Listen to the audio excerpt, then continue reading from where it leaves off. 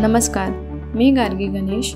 गेल्या वर्षभरात माझ्या यूट्यूब प्रवासात खूप काही शिकलो, अनुभव घेतले आणि तुमच्या प्रेमामुळे मी इथपर्यंत पोहोचलो। चला पाहूया एक सामान्य मराठमोळी मुलगी कशी आपल्या फॅशन प्रेमात 2.5K सबस्क्रायबरपर्यंत पोहोचली। सुरुवात झाली शून्यापासून, एक खास दिशा निवडली, साडी स्टायलिंग इन मराठी। पहिला व्हिडिओ क्लासिक नऊवारी ड्रेप। तो साधा होता, माझ्या आवाजात नैसर्गिक टिप्स होत्या, पण त्याने लगेचच मराठमोळ्या प्रेक्षकांचं लक्ष वेधून घेतलं। पहिल्या यशानंतर कॉन्टेंटमध्ये थोडा रंग भरायला घेतला। Western sari style, black sari looks, jewellery walk through, यामुळे व्ह्यूज वाढले आणि लोक जास्त कनेक्ट होऊ लागले। मराठी आणि इंग्रजीची सहज मिसळ, क्लोजअप्स आणि प्रॅक्टिकल डेमोजमुळे कमेंट्स आणि शेअर देखील वाढले। 6 महिन्यानंतर प्रत्येक व्हिडिओला 2000च्या आसपास व्ह्यूज मिळायला लागले। कल्चरल ब्लॉग्स जसं गुढीपाडवा, वास्तुशांती, यामुळे रिटेन्शन वाढलं। आज माझ्याकडे 2.58K सबस्क्रायबर्स आणि 300पेक्षा जास्त व्हिडिओज आहेत। या प्रवासात काही व्हिडिओज खूप लक्षवेधी ठरले। वेस्टर्न साडी ड्रेपिंग, ज्याला 399 व्ह्यूज आणि मस्त फीडबॅक मिळाले। ब्लॅक साडी मॅजिक, या युनिक लुक्समुळे फॉलोअरशिप वाढली। ज्वेलरी कलेक्शन, माझ्या पर्सनल स्टाईलचं मिरर। हा प्रवास सोपा नव्हता। Light setup, editing, auto subtitles सगळं शिकताना वेळ लागला, पण माझं कन्सिस्टन्सी, वीक वाईज अपलोड्स आणि प्रेक्षकांचा फीडबॅक हेच माझं सिक्रेट वेपन होतं। आता पुढची दिशा ठरते, sari tutorials plus event blogs, याचं एक सुंदर मिश्रण। सीझनल ट्रेंड्स, फ्युजन लुक्स आणि मराठीमध्ये बिगिनरसाठी टिप्स। टार्गेट पुढच्या वर्षभरात 10K सबस्क्रायबर्स।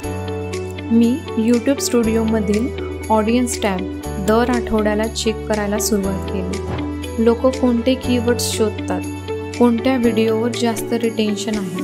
उदाहरणार्थ ब्लॅक साडी लुक हा कीवर्ड नेहमी डिस्कवर होत होता, मग त्या बेस्ड कंटेंट बनवला आणि त्याचा डायरेक्ट फायदा व्ह्यूज आणि क्लिक थ्रू रेटमध्ये झाला। माझ्या चॅनलवर मी 2 वेगवेगळ्या थंबनेल्स वापरून टेस्ट केल्या, एकामध्ये फुल लेंथ पोज, दुसऱ्यामध्ये क्लोजअप। सरप्रायझिंगली क्लोजअप थंबनेलने 22% जास्त क्लिक मिळवले। म्हणून मी काय शिकलो? टेस्टिंग विदाउट फिअर इज की। प्रत्येक गोष्ट परफेक्ट असण्यापेक्षा युजेबल आणि ॲडॅप्टेबल असावी लागते। मी माझं कंटेंट 3 क्लिअर पिलर्समध्ये डिवाइड केलं। First styling tutorial, second event based look, third personal vlogs. यामुळे मी शेड्यूल सोपं केलं आणि कंटेंट प्लॅनिंग लॉजिकल पद्धतीने हँडल करत आली। प्रेक्षकही आता एक्सपेक्ट करतात, ट्यूसडेला ट्युटोरियल, फ्रायडेला व्लॉग्स। कन्सिस्टन्सी हा यूट्यूब सक्सेसचा बॅकबोन आहे। मी वीकली शेड्यूल ठेवला, दर गुरुवारी एक शॉर्ट, दर रविवारी एक लॉंग फॉर्म व्हिडिओ। या रिदममुळे अल्गोरिदमने मला कंटेंट पुश केला। रिटेन्शन, वॉच टाईम आणि सबस्क्रायबर रेट स्टेडी वाढला। फक्त व्हिडिओ टाकणं पुरेसं नाही, कॉन्व्हर्सेशन सुरू करणं गरजेचं आहे। म्हणून मी कम्युनिटी टॅबवर वीकली पोल्स आणि स्निक पिक्स टाकू लागले। नेक्स्ट व्हिडिओ कोणत्या साडीवर पाहायचं असं विचारल्यावर कमेंट्समध्ये एंगेजमेंट वाढल्या।